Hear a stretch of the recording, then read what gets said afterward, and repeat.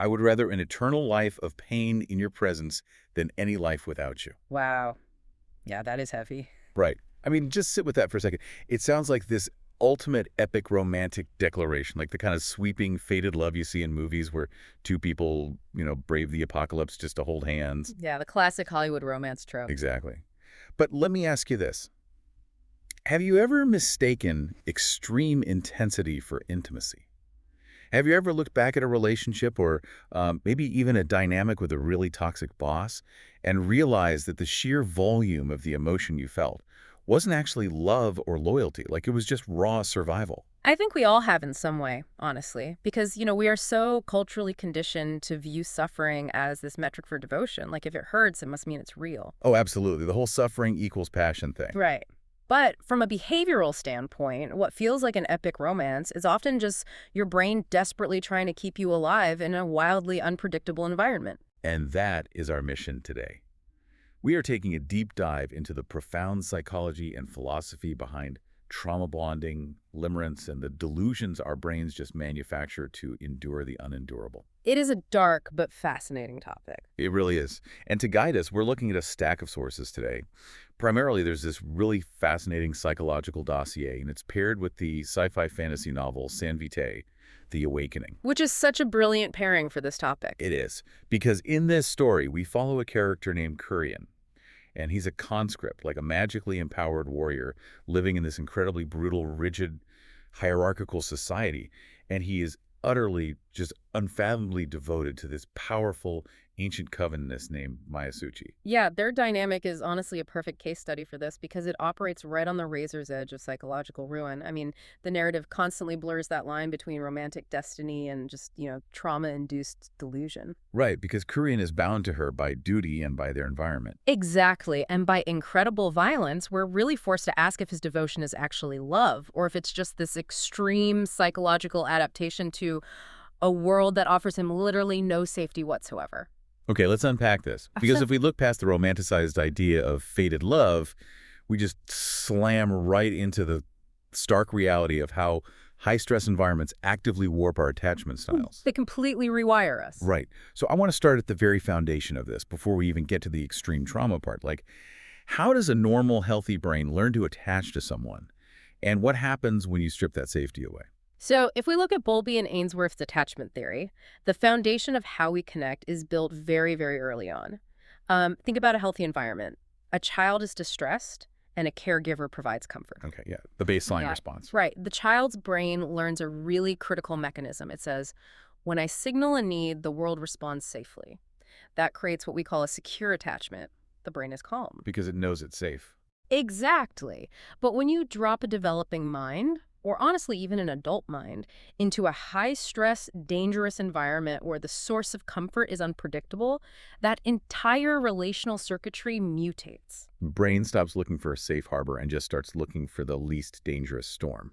That is a great way to put it. Yeah, or it just becomes incredibly hypervigilant.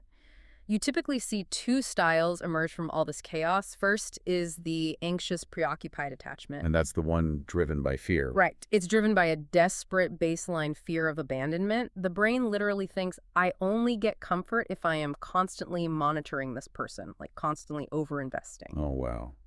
Yeah, that sounds exhausting. It really is. And the second one is disorganized attachment, which is this chaotic push-pull dynamic. Like, you want comfort, but the person providing the comfort is also a source of fear. Which perfectly sets the stage for someone like Kurien. Because he's a subordinate in this violent, magical military hierarchy. So he has those underlying vulnerabilities already. And when you drop someone with that specific wiring into a terrifying situation, you get what we call a trauma bond. Exactly. But the dossier emphasizes that a trauma bond isn't just about, going through a hard time with someone. There is a very specific engine running the whole thing, which is intermittent reinforcement. Yes, intermittent reinforcement is the absolute critical mechanism here. Basically, you experience these cycles of intense fear, stress, or pain. But occasionally, and entirely unpredictably, you get a sudden burst of relief or validation or affection directly from the source of that stress, or at least from within that stressful environment. I always think of intermittent reinforcement like a rigged slot machine in this really dark, terrifying casino. You're emotionally and physically depleted, essentially just starving for comfort. Yeah. And you walk up to this machine, you pull a lever, you get absolutely nothing. Right, and you pull it 100 times. And that continuous rejection or danger creates a state of just deep despair. Your baseline of normalcy just drops straight into the abyss. Exactly. But then, like on the 101st pull, the machine finally spits out this tiny jackpot. Just 2 little coins of emotional relief. And it feels amazing. It does. Because you were starving and because you were in such despair, that tiny handful of coins feels euphoric. It feels massive. So your brain confuses the profound relief of winning with true love for the machine itself. That slot machine analogy captures the mechanical reality of limerence so beautifully, because people confuse limerence with the schoolyard crush, but limerence is not love. No, not at all. It's this intrusive, obsessive, idealized romantic fixation. It basically operates like an invasive cognitive loop. Because the reward is unpredictable. Exactly, because the person's affection is unpredictable, just like the slot machine. Your brain cannot tolerate the ambiguity, so it just starts constantly scanning for threats or rewards. You obsess over the next jackpot. You do. You replay interactions, you analyze their micro-expressions, you literally construct an idealized version of the person because facing the actual reality of their instability is just too terrifying. And we see this so clearly in San Vitae. I mean, Kurien's devotion to Myasuchi is constantly amplified by their separation, by his captivity, and his role as her protector. Right. He's denied any normal, stable intimacy. Yeah, so his longing crosses the border into full-blown limerence because his brain is using this obsession as a cognitive anchor. It's his psychological coping mechanism. The obsession acts as a literal shield against his own unbearable loneliness and the sheer trauma of his existence. And obviously, most people listening haven't been conscripted into a magical army. I would hope not. Right. But we see micro versions of this in everyday life all the time. If you've ever found yourself agonizing over a text message from a toxic partner or hyper-analyzing the mood of a volatile boss just to survive the workday, your brain is running that exact same limerent, anxious loop. Oh, absolutely. You're just waiting for the slot machine to pay out. And the stakes feel incredibly high, which is exactly why these crisis-formed relationships feel so mythic to the people inside them. Yes, the mythic element. Because when you survive a crisis, or even just a totally chaotic work week alongside someone, your brain associates their presence with your continued existence. Wow. The emotional volatility, the extreme highs of surviving and the extreme lows of the threat, it gets mistaken for profound emotional depth. The brain literally tells you, I feel this intensely, therefore it must be epic destiny. But intensity is not intimacy. Exactly. Okay, but we're talking about this as a behavioral choice, like Kurien is just making a really bad psychological bet at the casino. Right. But I was reading the dossier on the underlying neurochemistry, and it looks like his physical brain is actively working against him here. Oh, completely is. And here's where it gets really interesting, because we know what is happening behaviorally, but we really need to look under the hood. How does our own neurochemistry trick us into clinging to the absolute worst situations? Well, it really comes down to a cocktail of 3 major neurochemicals. You've got oxytocin, dopamine, and cortisol. Let's start with oxytocin, which, usually gets really great PR. Well, yeah, I actually have a major problem with the oxytocin piece of this dossier. I need to push back here. Yeah. Because the research explicitly defines oxytocin as the cuddle hormone. Right. Like, it's what mothers release when nursing. It's what floods our system when we hug someone we trust in a totally safe environment. That's the common understanding, yeah. So how on earth can Kurien's brain be pumping out oxytocin while he is actively being traumatized in a literal war zone? I mean, it completely contradicts the baseline definition of the hormone. It does seem like a massive contradiction for sure, until you look at the evolutionary imperative behind it. Okay, I'm listening. We think of oxytocin as the safe hormone, but functionally, underneath it all, it is the survival bonding hormone. Because evolutionarily speaking, a human alone in the wild is a dead human. Oh, because there's safety in numbers. Exactly. So when you are terrified and your nervous system detects a catastrophic threat, your brain essentially overrides the need for trust. It just floods your system with oxytocin to force you to bond with literally whoever is nearby, even if that person is unstable or the situation is wildly unsafe. Wow. So your brain realizes you're in danger, completely panics, and basically duct tapes you to the nearest warm body just so you don't die alone. That is a very visceral way to put it, but yes. And that duct tape is heavily laced with dopamine. Oh, right, the second Plus, castle. remember the unpredictability of the slot machine we talked about? Yeah. Well, predictable rewards actually release very little dopamine over time, but unpredictable intermittent rewards, that spikes dopamine entirely off the charts. It creates an insanely addictive neurochemical reward loop. So you get hooked on the cycle. Right. In a trauma bond, you aren't actually addicted to the person. Your brain is literally addicted to the dopamine rush that accompanies that temporary relief from the pain. That is wild. And then the third ingredient drops in, which is cortisol, the stress hormone. And from my reading, chronic cortisol acts like a set of blinders. Yes, exactly. The cognitive load of processing constant trauma is so high that the brain just starts shutting down your peripheral vision. It narrows your emotional focus completely. The psyche, it just cannot handle the sheer volume of the terror, so it collapses its entire emotional world into a singular point, like a single emotional anchor, just to keep from shattering. There is no better, or honestly more horrifying example of Yeah. this cognitive collapse than what happens to Kurien later in the story. Mhm. We absolutely have to talk about the Inquisitor's Vault. Oh man, yeah, that part is brutal. It's so dark. Kurien's captured by this sadistic faction and subjected to 12 years of unyielding physical and psychological torture. He is strapped inside a mechanized Iron Maiden. Needles are constantly piercing his flesh, systematically draining him of his pitch-pure Vitae, which is like his magical life force in this universe. Right. And he is completely isolated in the dark. His body is literally splitting open from dehydration. It is an agony on a level that the human mind simply cannot process. You're looking at an environment where the nervous system should, by all biological metrics, just simply shut off and die. I mean, the pain is terminal. But it doesn't shut off. To survive the physical destruction, his brain fractures, and he hallucinates an entire, intricately detailed 12-year fantasy life. It's incredible. While his physical body is rotting inside this metal coffin, his mind is living out a timeline where he and Myasuchi ran away together. They escaped. They had a child. He lives every single mundane day of those 12 years entirely in his mind. Yeah. He feels the sun. He holds his daughter. His entire universe, his only reason for taking his next ragged breath, collapses into that single emotional anchor, which is her.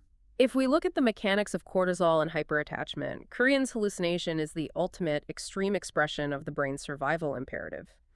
His mind manufactured a delusion of perfect love and domestic safety because the alternative was psychic death. Right, it was just survival. The delusion wasn't just a daydream to pass the time, it was an active neurobiological shield. His brain hijacked his existing attachment circuitry for Myasuchi, pumped it full of those survival neurochemicals, and built a literal wall around his sanity to barricade it against the pain. Which is an incredible feat of human biology, honestly. But it is also utterly devastating. Oh, completely. Because when he finally wakes up, like when the delusion inevitably shatters and he realizes he is still strapped in the vault and those 12 years with his family never actually happened, he has to mourn a life, a child, and a love that never actually existed outside his own neural pathways. It's heartbreaking. And that profound, staggering grief really brings us to a difficult philosophical crossroads. Yeah, I feel like we have to go there. Because if our brain chemistry is this ruthlessly powerful, I mean, if it can literally force us to bond to an abuser during trauma or manufacture entire decades of deep familial love just to keep our heart beating in a torture chamber, we have to ask, do we actually choose who we love? And that is the million-dollar question for this entire deep dive. Right. We are moving from neurobiology straight into philosophy now. Are we the conscious authors of our devotion, or are we just passengers on this wild chemical ride? It is a debate that goes all the way back to antiquity. If you look at the historical agnostic lenses in our dossier, ancient cultures very rarely depicted love as a peaceful, conscious choice. Think of the Greeks or the ancient Mesopotamians. Right, like Cupid shooting you with an arrow wasn't some cute Valentine's Day metaphor back then. It was a literal act of violence. Yeah. You were struck. You were infected by a god. Exactly. They viewed eros, or love, as this terrifying, chaotic affliction, like a madness. Because they didn't have fMRI machines to explain dopamine loops and oxytocin floods, they used the language of myth to explain neurochemical hijacking. That makes so much sense. They were framing the exact debate we're having right now, which is existential choice versus emotional determinism. Let's break those down, actually, starting with the existential side. Okay, so existentialists, like Sartre, for example, would argue that we define our morality and our meaning entirely through the choices we make under pressure. Okay. So love, in this view, is an identity anchor we actively construct. We choose our values, we choose our devotion, and that choice is ultimately what makes us human. but the determinists disagree. Highly disagree. Emotional determinists look at the biology we just discussed. They argue that love, especially in extreme conditions, is just a biological survival mechanism. Mhm. Your chemistry makes the choice to ensure your survival, and your conscious mind just invents a romantic narrative after the fact to rationalize it. I want to throw another analogy into the mix to visualize this determinism because I think it helps.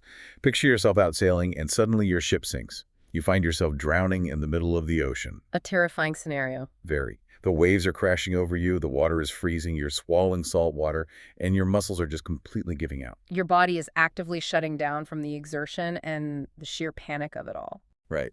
And suddenly, a jagged piece of driftwood floats by. You Wow. lunge for it, you grab onto it, and you just hold on for dear life. Yeah. Now, you don't grab that driftwood because you chose it out of a lineup. No, definitely not. You don't grab it because you admire the grain of the wood or because you feel this deep, soulful connection to the tree it came from.